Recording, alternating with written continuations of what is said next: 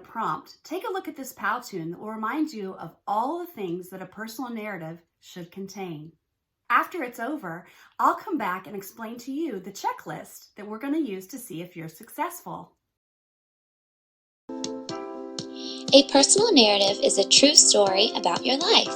You write about something that has happened to you. A draft is the very first version of your story.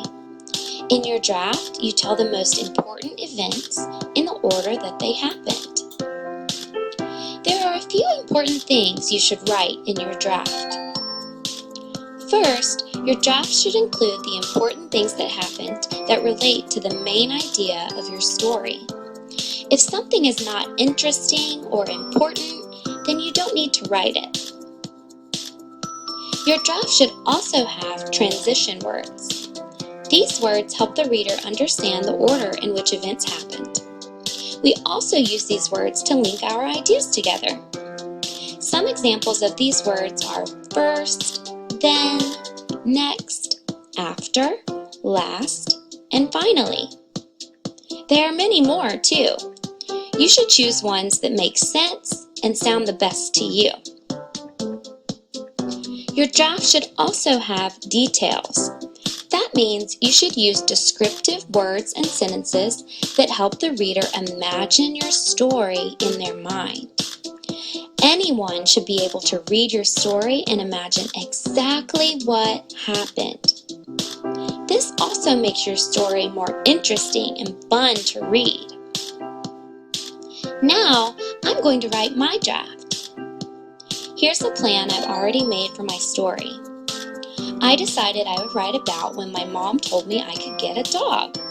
We went to the store, then we chose our dog, and last we got food and toys for it on our way home.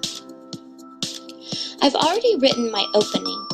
It says, "Have you ever felt so happy you could cry? That's how I felt last summer when my mom told me I could get a dog. I had wanted a dog for so long. I couldn't believe I was finally going to get one." Now I'm going to start writing the first page of my draft. First, my mom came to my room to talk to me. She told me since I had gotten good grades at school, I could get a dog. I was so excited, I jumped up in the air. Did you see how I started with the transition word first? This told the reader that this was the very first thing that happened. I decided not to write that I was watching TV when my mom came in the room, because that wasn't a very important part of the story. I also wrote, I was so excited I jumped up in the air so the reader could imagine just how I felt when my mom told me. Okay, now I will write my second page. I'm going to start with the transition word then. Then we got in the car to drive to the store. I couldn't wait. I smiled the whole way there. When we pulled up, I saw that the store had a lot of dogs that needed to be adopted.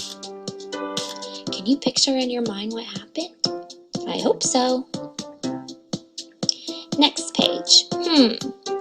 When we got to the store, I looked at all of the dogs.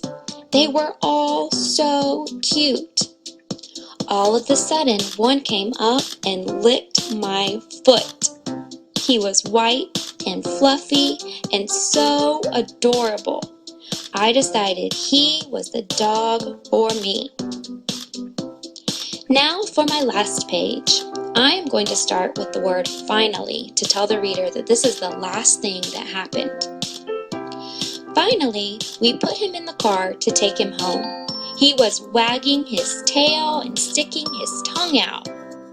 On our way home, we stopped to get him some toys, food, and a collar. That's it. I wrote my story in order. I used transition words to connect all of my ideas. I tried to use details so you could imagine the story in your mind. And since this is just my draft, I can go back later and make it even better. Now that you've seen everything that a personal narrative should contain, let's take a look at the checklist that's inside of Schoology to help you know if you are successful.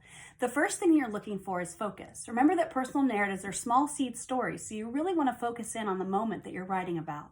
The second thing that we're looking for is the organization. Remember that personal narratives are told in beginning, middle, and end order.